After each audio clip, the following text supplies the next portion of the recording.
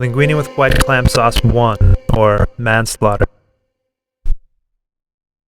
My grandfather first taught me to cook, and I returned the favor by killing him.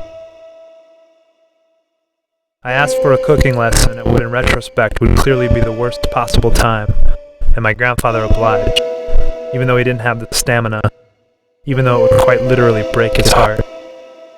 But I just needed to learn how to make this particular dish. It occupies a position of great distinction in my family, bridging the gap between my mother's side and my father's side, just like my grandfather's restaurant, where he perfected the recipe over countless years, customers, and staff meals.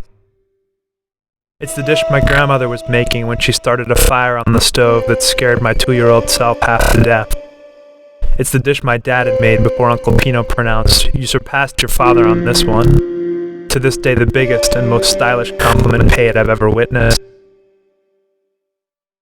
To make linguine with white clam sauce, surrender the image of your grandfather leaning against the counter, out of breath. Forget yourself saying, pleading, "We can stop, it's okay." But remember that he refused. Remember that it's not all your fault. Use a restaurant napkin over a metal bowl. Secure it with the rubber band. My grandfather, my father's father, loved rubber bands and used them in numerous applications around the house, almost as often as my mother's father used duct tape. Shuck the clams over the napkin so all of the silt remains on its surface and the juice strains through. The juice, with white wine, butter, and parsley, will become the broth in which you'll bathe the linguine. Add the clams to the broth at the last possible moment. They'll cook quickly.